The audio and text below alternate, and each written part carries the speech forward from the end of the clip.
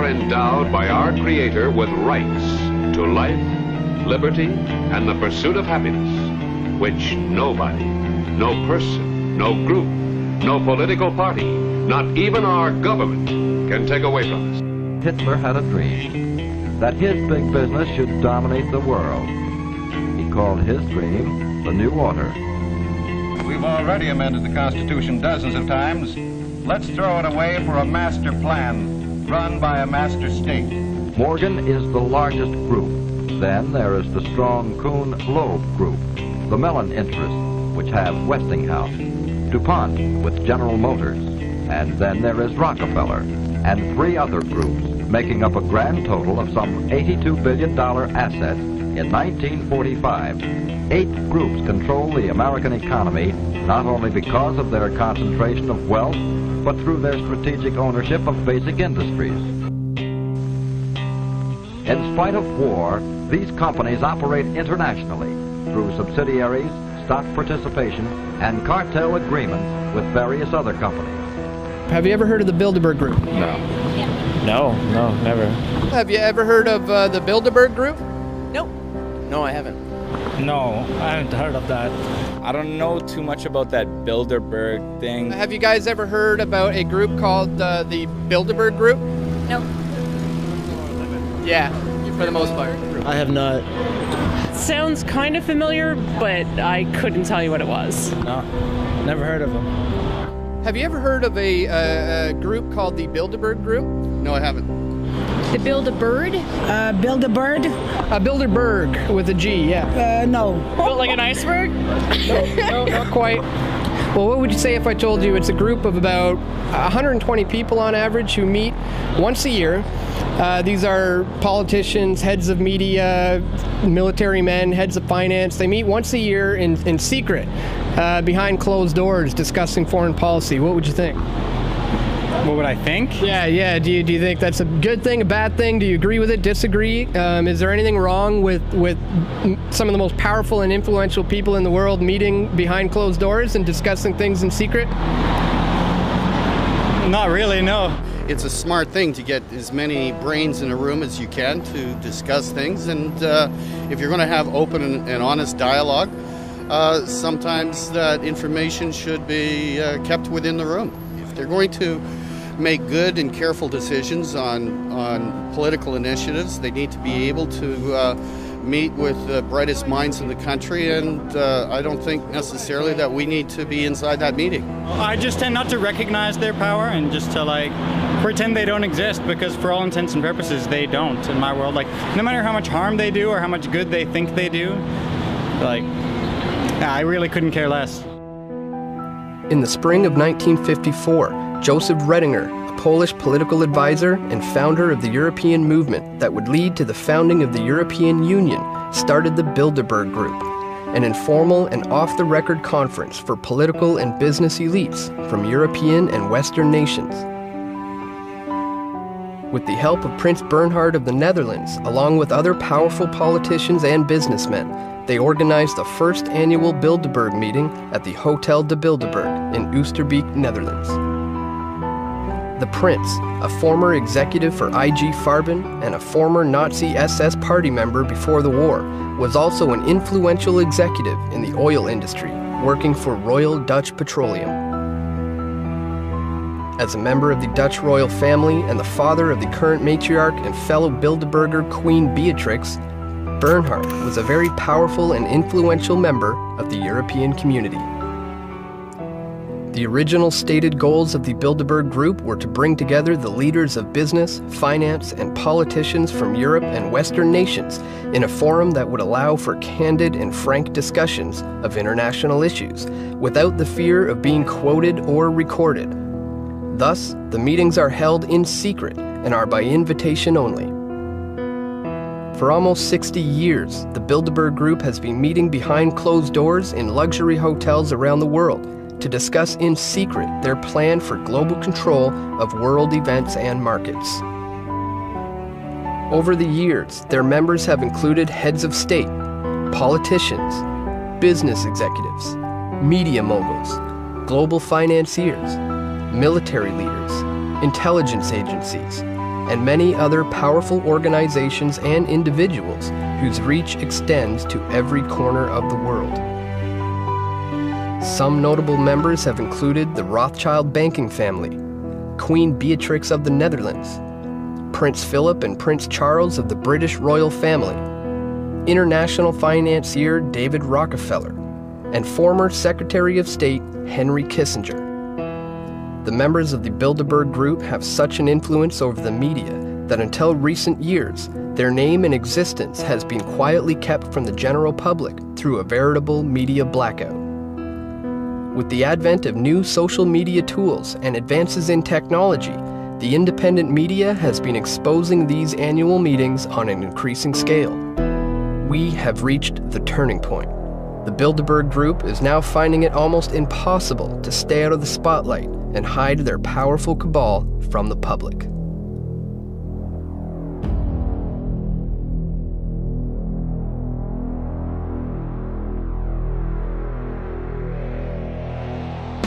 In the 21st century, we still have monarchies who have influence and wealth. Then how come bills can't get signed without the Queen of England's approval? How come the Canadian Parliament can be suspended by the Queen of England if she wishes? If she has no power, why does the final decision-making process rest with her?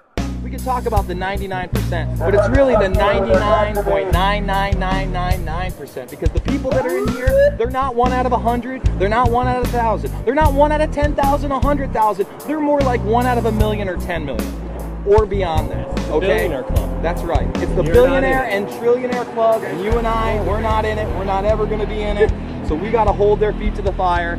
We've got to expose what's going on here. We've got to find out who the 2012 attendees are, and we've got to keep our eyes on the headlines in the next coming weeks, months, and even years to see what these associations have done geopolitically, because they'll be in the headlines. When you have someone like Davignon claiming, and not really claiming because he's on the inside, he would know better than you and I, that the Bilderberg Group was instrumental in creating the European Union and the Euro. I would say that's a pretty big deal. And whether that's evil or not, that's a geopolitical move. And that decision was made by this group. What you need to do is look up who are the companies they work for, who else have they worked for, what are their agendas, what are they in the news doing. That will tell you so much about the reach of Bilderberg, about why they invite these people, and about how they put the world together. In the case of Europe, you heard that, quote, Goldman Sachs rules the world, where you've got Peter Sutherland, head of Goldman Sachs International Board of Directors out of Ireland. He's telling them to accept the austerity and the other financial plans. Throughout history, we've had people with power attempting to consolidate their power and hold on to it. So that's really the agenda here. The agenda is to stay as powerful as possible for as long as possible and crush any competition.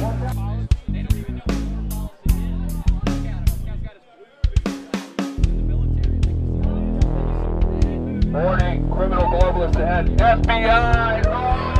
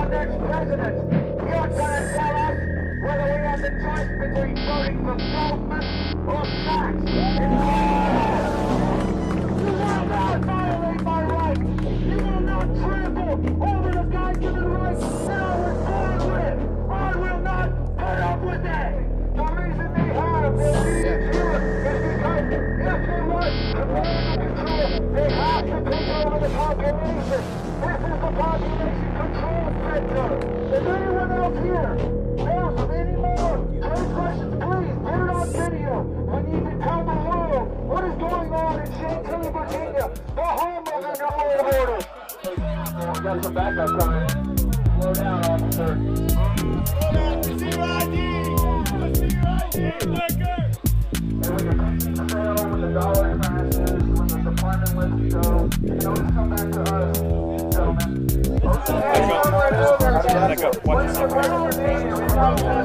Against globalists that openly say our military is now under UN control in Congress, when real Americans stand up for the sovereignty and future of this country, we are the enemy now, because the real enemy has taken over our government.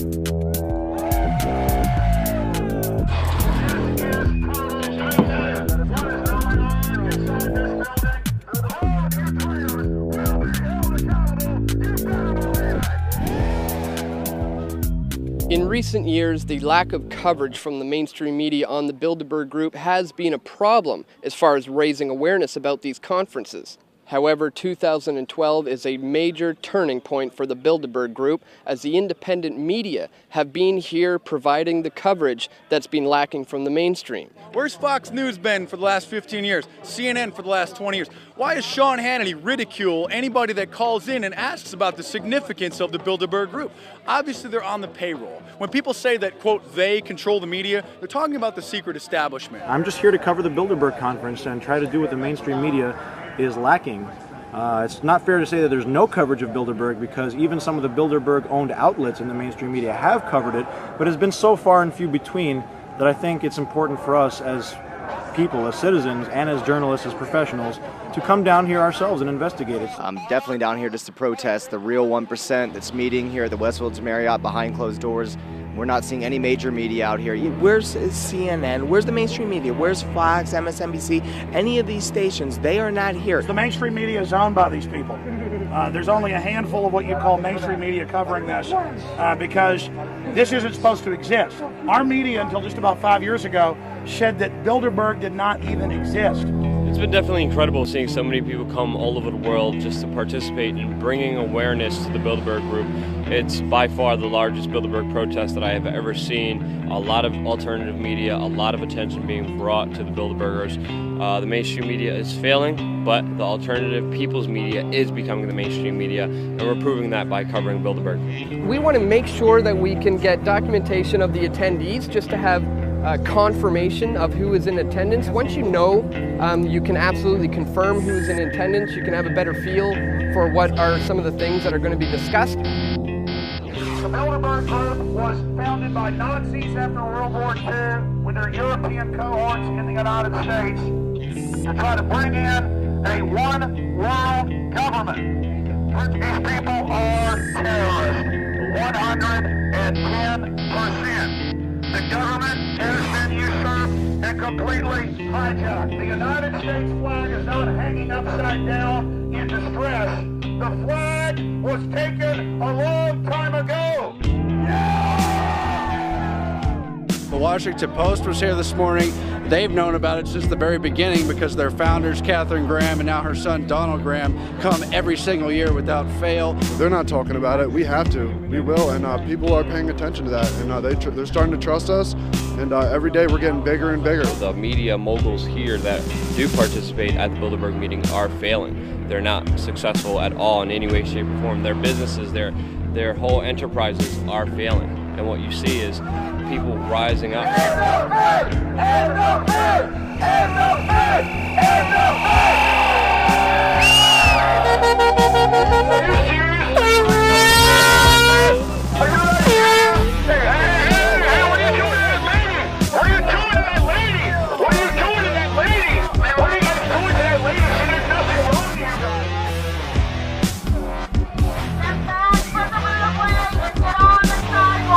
Get off the crate. What?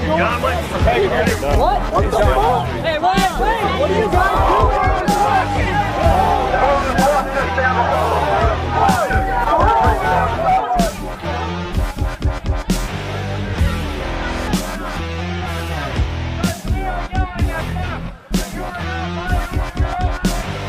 There has to be at least 500 people here now, and the veteran who was arrested yesterday was just arrested again. Large people gathering in front of where the Bilderberg members inside the building can actually hear the people outside, and that's where a group of police officers grabbed this guy, same guy from yesterday, and it appears that they are making an example and trying to keep everybody away from the area where the people inside can definitely hear everything that is going on. We're bullhorning in Bilderberg. They send cops down to stand behind us. We turn, and they just arrest somebody for no reason to get us to chase them down the street. They grab him, take him away like prey. We run out to follow after him. The whole world is watching! The whole world is watching! This group is meeting with government officials. It violates federal law, the Logan Act. And for decades, they said it didn't even exist. This is the real oligarchs that run our government, run Europe, run most of the world to the big central banks, and the fraud that they engage in. These are the real tyrants. So we're identifying them, not the puppet presidents and prime ministers. We're going directly to the financial oligarch, the robber barons.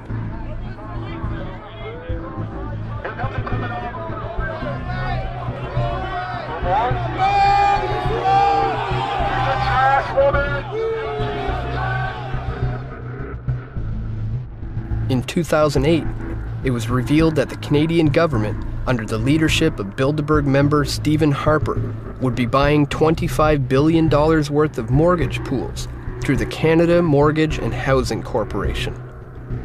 Shortly after the election in October of 2008, the re-elected Harper Conservatives unilaterally announced the government will purchase up to an additional $50 billion of insured mortgage pools by the end of the fiscal year as a part of its ongoing efforts to maintain the availability of longer-term credit in Canada. This action will increase to $75 billion, the maximum value of securities purchased through Canada Mortgage and Housing Corporation. There was no debate in the Canadian Parliament over whether to hand out $75 billion in taxpayer money to the private chartered banks, nor was it covered by the Bilderberg-controlled mainstream media. The control of the Bilderberg Group extends not only to the media and the control of information, but also to the Canadian banking system itself and our ability to control our own currency. In 1938, Prime Minister William Lyon Mackenzie King nationalized the Bank of Canada, giving control of the Canadian currency to the people of Canada. Although the issuance of currency is held solely by the Bank of Canada, the creation of credit through the issuance of loans is still largely controlled by private chartered banks. As part of the Bank of Canada's charter, the government can borrow up to 50% of its own money from the Bank of Canada at 0% interest. The other half of the interest is paid back into the government, allowing for the financing of our own infrastructure, such as the St. Lawrence Seaway and the Trans-Canada Highway.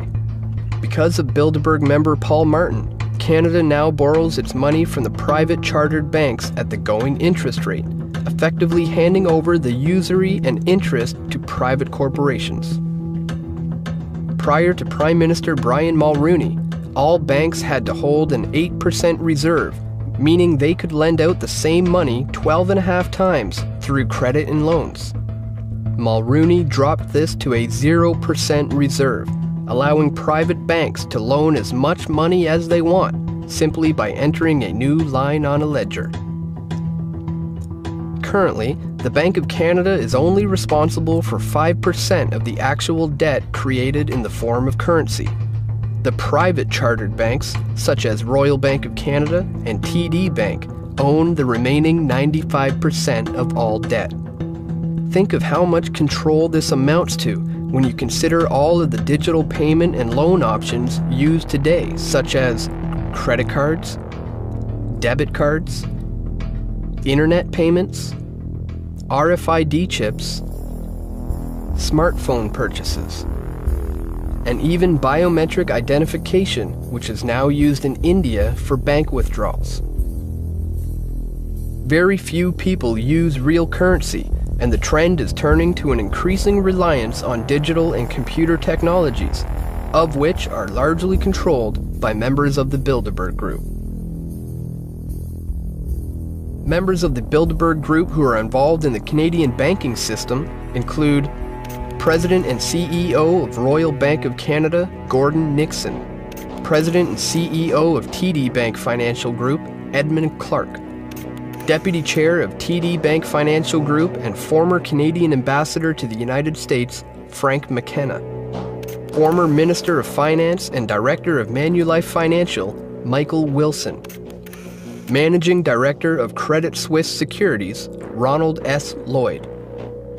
Former CEO of Scotiabank, Peter C. Godsoe. Former Governor of the Bank of Canada, David A. Dodge. And Governor of the Bank of Canada and former Goldman Sachs executive, Mark Carney. 501c3 tax-exempt foundations have to make certain forms publicly available. And so somebody tipped me off about this, that the 990 forms are available for the Bilderberg Group. And I got the years 2007, 2008, 2009, 2010. Well, first of all, they're operating under the 501c3 tax-exempt name American Friends of Bilderberg. The 2008 forms also show a list of very interesting donors.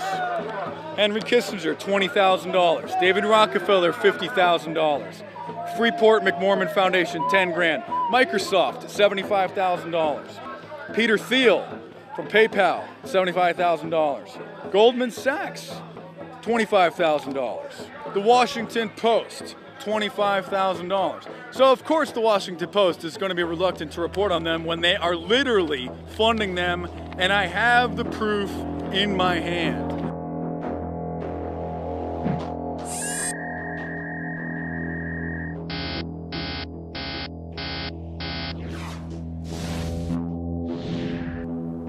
Other large donors of the Bilderberg Group include $25,000 from Lazard, a large investment bank which is based in New York's Rockefeller Center. Lazard is one of the key players in the Bilderberg finances, attending dozens of meetings over the years.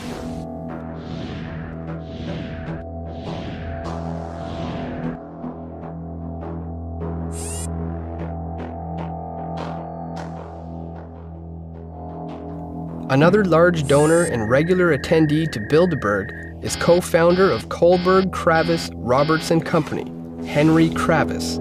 KKR is a private equity firm with over $62 billion in assets as of 2011. Kravis donated $50,000 in 2008 to the Bilderberg Group. Billionaire financier David Rockefeller of Chase Manhattan Bank has been a steady donor to the Bilderberg meetings and has been a cornerstone of the group's development, attending nearly every conference since its inception in 1954. Rockefeller is an honorary lifetime chairman of the Bilderberg Group and has been involved in the development of many other powerful globalist think tanks, such as the Trilateral Commission and the Council on Foreign Relations. In 1965, David Rockefeller gave a speech to the International Industrial Conference in San Francisco, where he said, "We have entered upon an era in which interdisciplinary cooperation on a worldwide basis must be the cornerstone of accomplishment. Each of us has the duty to fashion his own contribution to fit the grand design of a global community. For many of us, the marketplace of tomorrow will be no less than this whole planet of Earth. What we do will manifest itself in ways that we cannot foretell, and it will have an unforeseen impact upon individual lives and whole societies. What we are is God's gift to man. What we become is man's gift to God." The Rockefeller-Rothschild merger that just occurred yesterday obviously had some things in the works before then, but for those that don't know, the Rothschilds have bought up 37% of the main financial institute of the Rockefellers. They're going to be talking about swallowing up smaller financial institutions, like they say in the article. Essentially, they see opportunity in crisis, and we've known some smaller banks, a lot of smaller banks have gone down in the last 2 or 3 years. Well, now they're consolidating power. They're going to buy up those smaller banks, and don't be surprised if you see them bail out or take a large stake in some of the bigger banks that have been having problems, such as maybe even Bank of America and JP Morgan. We know about your third world plan to depopulate the third world nation. Memorandum 200 with the National Archives. You want to depopulate. It's on the record, Henry Kissinger. A lot of these globalists, a lot of these Bilderbergers are on the record saying that they want global depopulation, and they're proud of it. War criminal Henry Kissinger has stepped foot in the Westfield's Marriott hotel in Chantilly, Virginia. We have him on video entering the hotel, and we would like for you gentlemen to go inside the hotel and arrest Kissinger for his war crimes. Former Secretary of State Henry Kissinger has been deeply involved in the Bilderberg Group, attending dozens of their meetings over the years and acting on the Bilderberg Steering Committee. Kissinger faces allegations of war crimes for his involvement in the secret bombing campaign that took place in Cambodia during the Vietnam War in the 1970s. It is alleged that Kissinger willfully engaged in the murder of tens of thousands of civilians in various areas of Cambodia, which led to the destabilization of the country into a civil war, resulting in the rise of the infamous Khmer Rouge. Kissinger is also wanted in several countries for his involvement in supporting the Pinochet regime and the CIA-backed coup that took place in Chile on September 11, 1973. Pinochet, who is now facing a war crimes tribunal, murdered the democratically elected President Salvador Allende and started a military junta which resulted in the kidnapping, forced displacement, and torture of thousands of men, women, and children in Chile. Henry Kissinger actively supported these actions that were taking place at that time, which constituted crimes against humanity. Kissinger was also involved in a controversial study in 1974 called National Security Study Memorandum 200, in which the basic thesis called for an active campaign for the depopulation of several less developed countries to stem the risk for civil unrest. Are you still giving out orders like Memorandum 200, where you said depopulation should be hell? Sir, just a question. I'm not going to go to hell because Memorandum 200, sir. Memorandum 200. Just asked him a question about Memorandum 200 that he wrote in April 24, 1974. It's an honest question. Okay. Kissinger, Memorandum 200. Depopulation. We're on topic now. We came here, we give you the access. If you want to burn bridges, you can do that. I don't want to burn any bridges. I wasn't disrespectful. I wasn't accusatory. It was a serious question. We're on topic. Okay, I understand that. So what about the depopulation? I mean, Memorandum 200. Why are you afraid to talk about your depopulation plan?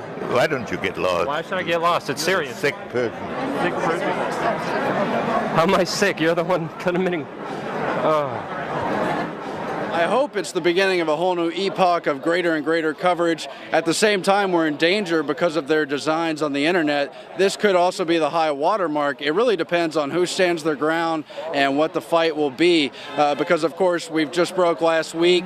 People from the European Commission, the Dutch woman Neelie Kroes, wants a mandatory internet ID for Europe. Cybercom was launched only 2 years ago. We saw the Stuxnet virus admittedly engineered from the U.S. and Israeli and other related allies to use against Iran and so forth. On that pretext, they want to take greater and greater control of the web. The United Nations also trying to have a reach over the web. The Bilderberg Group include many prominent members of the internet and computing world, including National Security Agency Director and Chief of the United States Cyber Command, General Keith B. Alexander, co-founder of Facebook, Chris Hughes, founder of PayPal and chief Facebook investor, Peter Thiel, executive chairman of Google, Eric Schmidt, founder of Amazon, Jeff Bezos, co-founder of LinkedIn, Reid Hoffman, vice president, European Commission, commissioner for Digital Agenda, Neelie Kroes, chief research and strategy officer, Microsoft Corporation, Craig J. Mundy, and many others. More and more, we're seeing the iron curtain of media censorship on Bilderberg and the shadow government, shadow elite, pulled back. So we're seeing Bilderberg basically try to pass the baton off to younger people right now, a bunch of tech folks, Google, Facebook, and others, hoping that the police state tech grid can protect their criminal activity. They're trying to push a global bank as the solution to all our problems that they created. They're openly trying to push more police state systems. They want to end internet freedom. They want to bring in internet IDs. The mainstream media is no longer mainstream. The alternative's taking over, and they're trying their damnedest to either restrict or shut down the free internet as we know it right now. The increase of internet-based media has been closely correlated with the decrease of traditional forms of media, such as newspapers and television, which have been monopolized by members of the Bilderberg Group. In their efforts to maintain the control of information globally, influential figures of the media have been routinely invited to participate in the conferences over the years.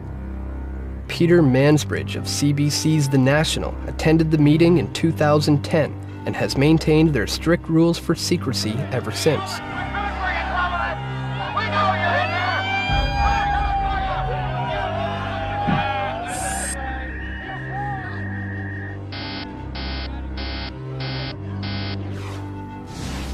Fellow Canadian Heather Reisman is the CEO of Indigo Books, the largest book supplier in Canada, and she is a member of the Bilderberg Steering Committee. In 2005, Reisman founded the Hesag Foundation, which provides grants to former lone soldiers in the Israeli army to pursue post-secondary education. A lone soldier is an individual who is not from Israel, but chooses to fight in the Israeli military. Other media moguls and organizations that have attended the Bilderberg meetings over the years have included Rupert Murdoch of News Corporation, Andrew Knight of News Corporation and The Economist, Ted Turner of Time Warner and CNN, Charlie Rose, Donald Graham of The Washington Post, and Canadian media baron and former Bilderberg Steering Committee member Conrad Black of Hollinger International and the Telegraph newspaper. While all of these powerful media organizations have been present at Bilderberg meetings over the years, there has remained a media blackout all across the board regarding coverage of this group.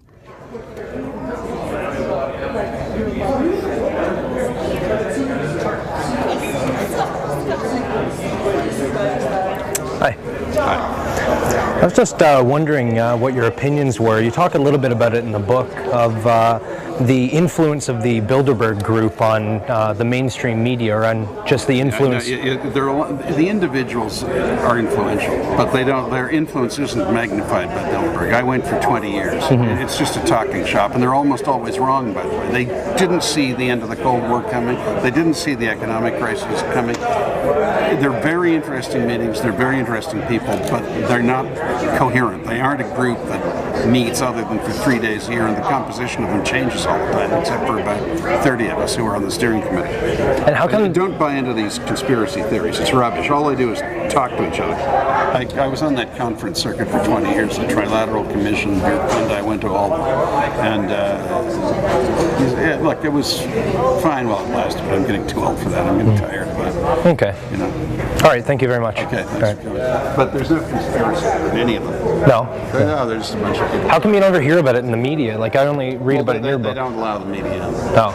But in order to encourage people to talk frankly, it's like what you do, you get good, frank sessions. But there's no meeting of the minds particularly. Okay. All right. Thank you.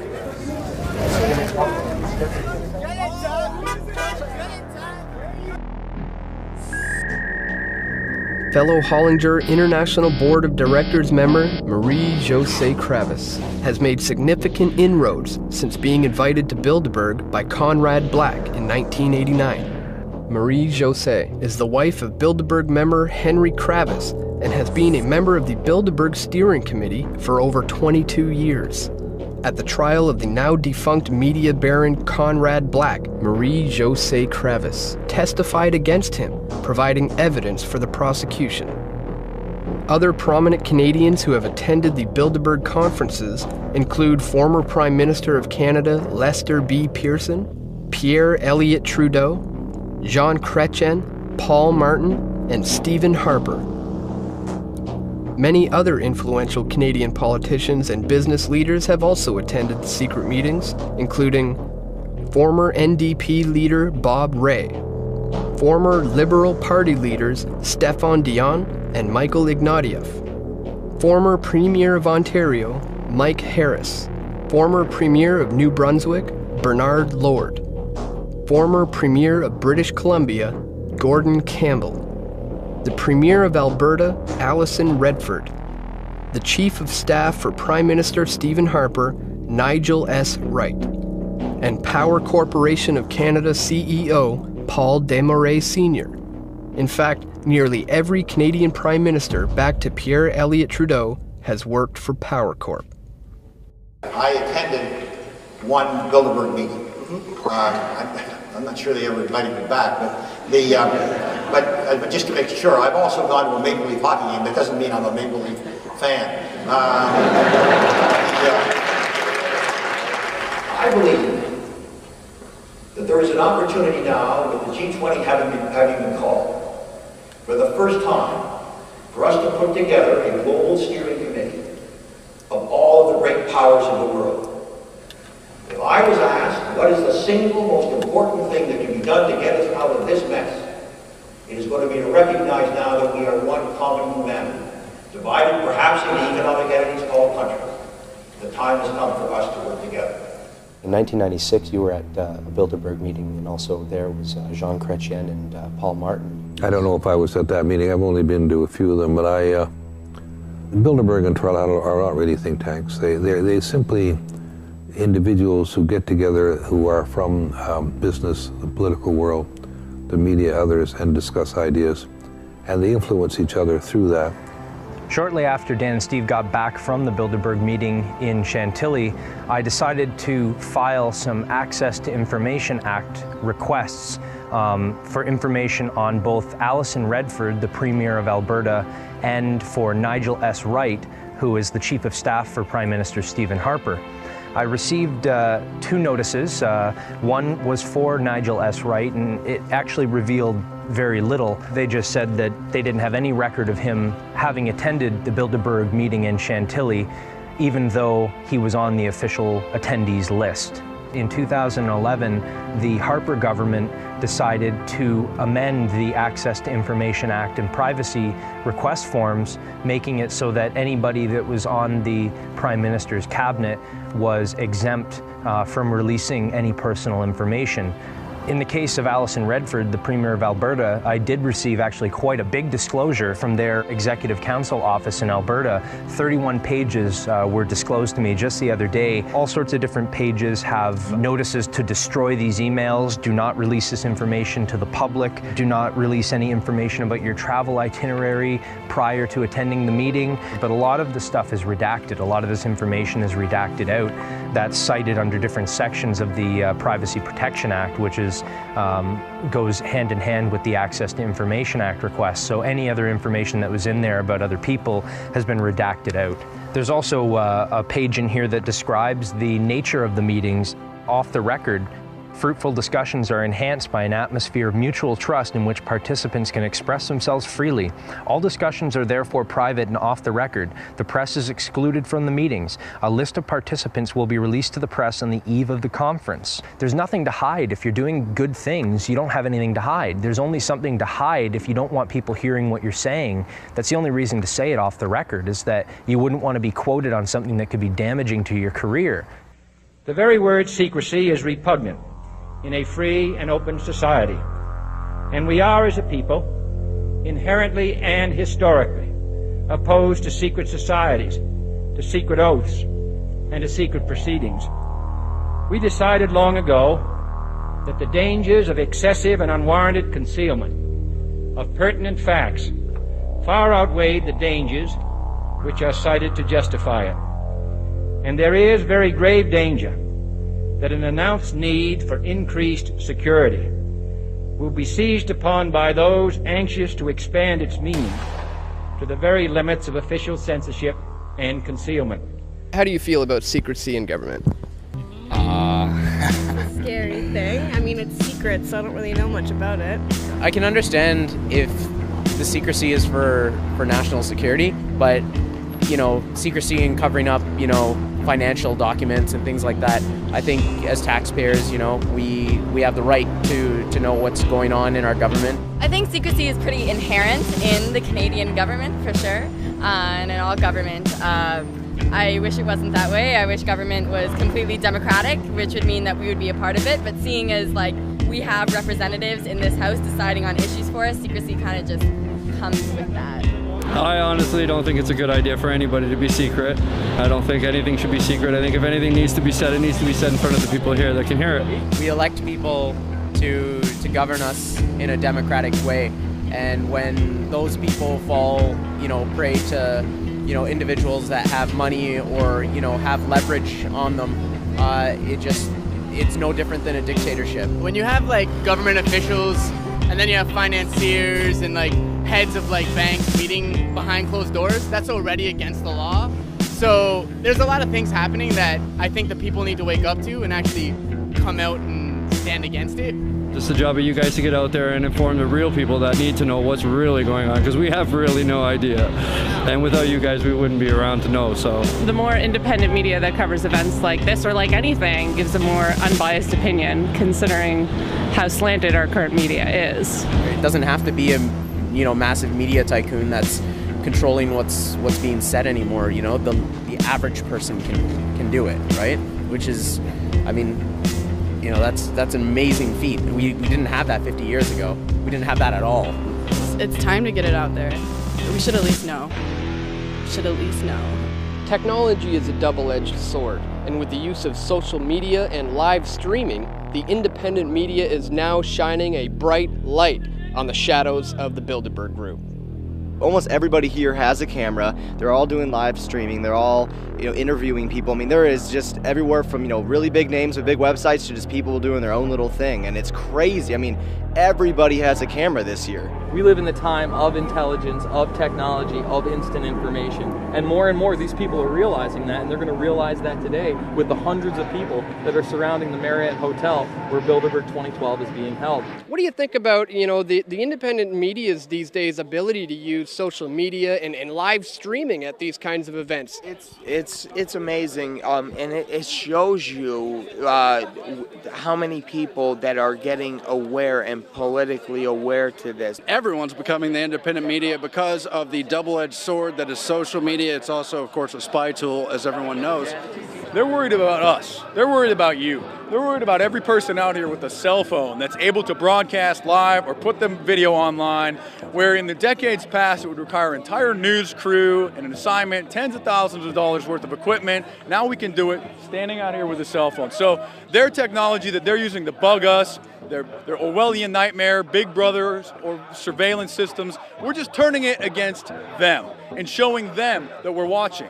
What we're seeing here in 2012 represents not just an evolution of social media, of independent media, of the ability of citizen journalists to bring attention to causes that and events that the mainstream media will refuse to cover. You had thousands and thousands of people watching live stream video. They're interested. People are dying for real information, truth. We are able to pretty much broadcast to the world, to thousands of people live, unedited, uncut, as everything's happening, pretty much just through a cell phone.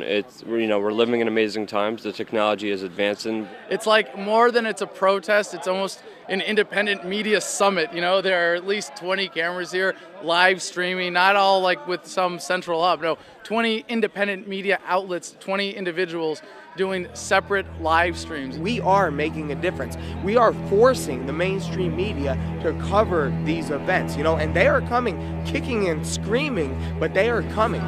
If you had an opportunity to maybe say a short little message to the people in that room, the people sitting around that table, what might you say to them?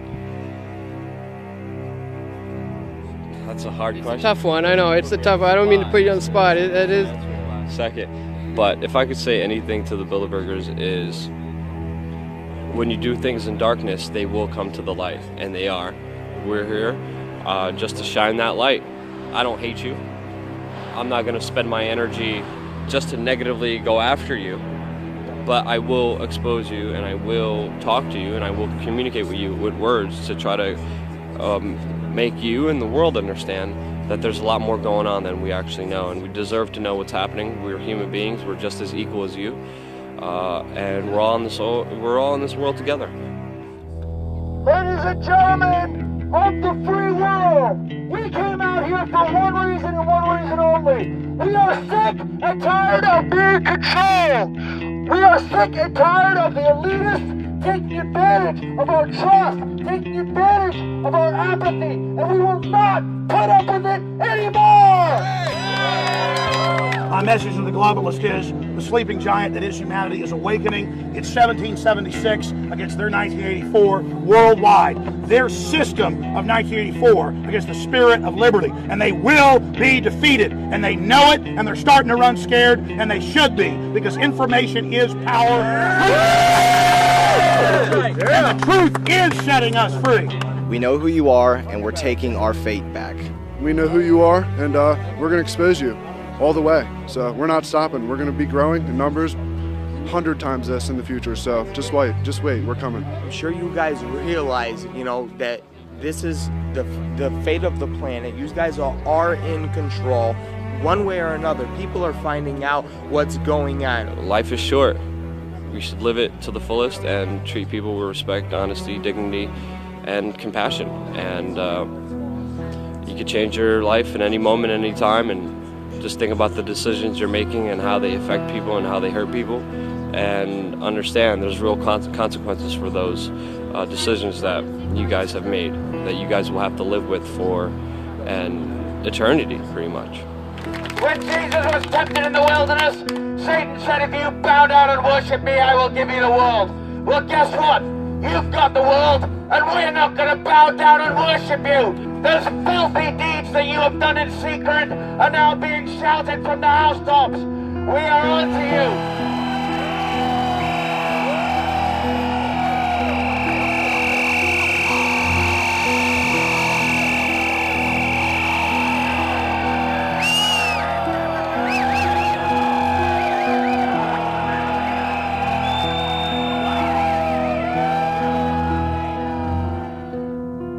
The reach of the Bilderberg Group extends to every level of the policy apparatus in both the private and public sectors. Its members over the years have been the most influential and powerful individuals in the world. Whether or not they act in concert with each other or simply influence one another through these meetings is beside the point. The decisions made by each of these individuals have a ripple effect for the rest of the world. For every action, there is an equal but opposite reaction. The creation of this new Orwellian technotronic society has spawned a new generation of warrior, information warriors, whose weapons are the very technologies created to enslave them. As the old forms of media slowly die away, this generation is finding new and exciting ways to spread information, open dialogue, and become the true citizen media. The Bilderberg Group and the individuals that attend are now facing a revolutionary adversary, an informed citizenry armed with the right questions and looking for the true answers.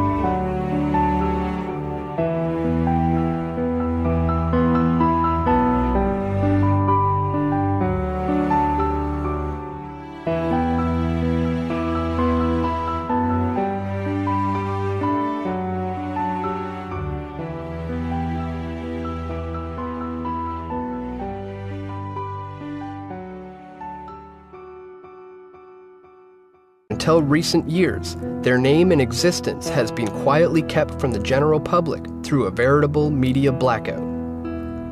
With the advent of new social media tools and advances in technology, the independent media has been exposing these annual meetings on an increasing scale. We have reached the turning point.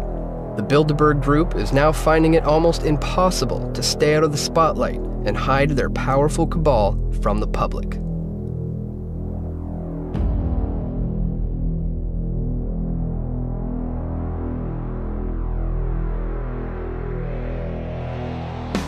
In the 21st century, we still have monarchies who have influence and wealth. Then how come bills can't get signed without the Queen of England's approval? How come the Canadian Parliament can be suspended by the Queen of England if she wishes? If she has no power, why does the final decision-making process rest with her? We can talk about the 99%, but it's really the 99.99999%, because the people that are in here, they're not 1 out of 100, they're not 1 out of 1,000, they're not 1 out of 10,000, 100,000, they're more like 1 out of 1,000,000 or 10 million, or beyond that, okay? Billionaire club. That's right. It's the billionaire and trillionaire club, and you and I, we're not in it, we're not ever going to be in it, so we got to hold their feet to the fire. We've got to expose what's going on here. We've got to find out who the 2012 attendees are, and we've got to keep our eyes on the headlines in the next coming weeks, months, and even years to see what these associations have done geopolitically, because they'll be in the headlines. When you have someone like Davignon claiming, and not really claiming because he's on the inside, he would know better than you and I, that the Bilderberg Group was instrumental in creating the European Union and the Euro. I would say that's a pretty big deal. And whether that's evil or not, that's a geopolitical move. And that decision was made. They organized the first annual Bilderberg meeting at the Hotel de Bilderberg in Oosterbeek, Netherlands. The Prince, a former executive for IG Farben and a former Nazi SS party member before the war, was also an influential executive in the oil industry, working for Royal Dutch Petroleum. As a member of the Dutch royal family and the father of the current matriarch and fellow Bilderberger Queen Beatrix, Bernhard was a very powerful and influential member of the European community. The original stated goals of the Bilderberg Group were to bring together the leaders of business, finance, and politicians from Europe and Western nations in a forum that would allow for candid and frank discussions of international issues, without the fear of being quoted or recorded. Thus, the meetings are held in secret and are by invitation only. For almost 60 years, the Bilderberg Group has been meeting behind closed doors in luxury hotels around the world to discuss in secret their plan for global control of world events and markets. Over the years, their members have included heads of state, politicians, business executives, media moguls, global financiers, military leaders, intelligence agencies, and many other powerful organizations and individuals whose reach extends to every corner of the world. Some notable members have included the Rothschild banking family, Queen Beatrix of the Netherlands, Prince Philip and Prince Charles of the British royal family, international financier David Rockefeller, and former Secretary of State Henry Kissinger. The members of the Bilderberg Group have such an influence over the media that... Have you ever heard of a group called the Bilderberg Group? No, I haven't. The Bilderberg? Bilderberg? Bilderberg with a G, yeah. No. Built like an iceberg? No, not quite. Well, what would you say if I told you it's a group of about 120 people on average who meet once a year? These are politicians, heads of media, military men, heads of finance. They meet once a year in secret, behind closed doors, discussing foreign policy. What would you think? What would I think? Yeah. Do you think that's a good thing, a bad thing? Do you agree with it, disagree? Is there anything wrong with some of the most powerful and influential people in the world meeting behind closed doors and discussing things in secret? Not really, no. It's a smart thing to get as many brains in a room as you can to discuss things, and if you're going to have open and honest dialogue, sometimes that information should be kept within the room. If they're going to make good and careful decisions on political initiatives, they need to be able to meet with the brightest minds in the country, and I don't think necessarily that we need to be inside that meeting. I just tend not to recognize their power and just to like pretend they don't exist, because for all intents and purposes they don't in my world. Like, no matter how much harm they do or how much good they think they do, like, I really couldn't care less. In the spring of 1954, Joseph Redinger, a Polish political advisor and founder of the European movement that would lead to the founding of the European Union, started the Bilderberg Group, an informal and off-the-record conference for political and business elites from European and Western nations. With the help of Prince Bernhard of the Netherlands, along with other powerful politicians and businessmen, by this group. What you need to do is look up who are the companies they work for, who else have they worked for, what are their agendas, what are they in the news doing. That will tell you so much about the reach of Bilderberg, about why they invite these people, and about how they put the world together. In the case of Europe, you heard that, quote, Goldman Sachs rules the world, where you've got Peter Sutherland, head of Goldman Sachs International Board of Directors out of Ireland. He's telling them to accept the austerity and the other financial plans. Throughout history, we've had people with power attempting to consolidate their power and hold on to it. So that's really the agenda here. The agenda is to stay as powerful as possible for as long as possible and crush any competition.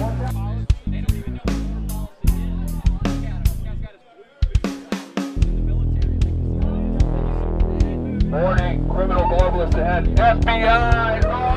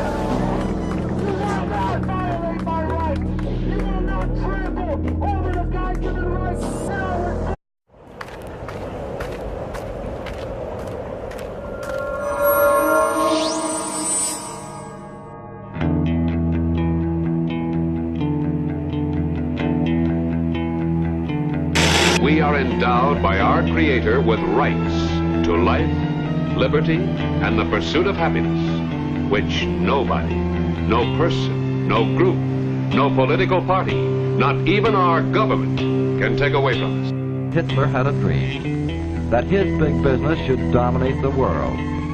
He called his dream the New Order. We've already amended the Constitution dozens of times. Let's throw it away for a master plan run by a master state. Morgan is the largest group. Then there is the strong Kuhn-Loeb group, the Mellon interests, which have Westinghouse, DuPont with General Motors, and then there is Rockefeller, and 3 other groups, making up a grand total of some $82 billion assets in 1945. 8 groups control the American economy, not only because of their concentration of wealth, but through their strategic ownership of basic industries. In spite of war, these companies operate internationally through subsidiaries, stock participation, and cartel agreements with various other companies. Have you ever heard of the Bilderberg Group? No.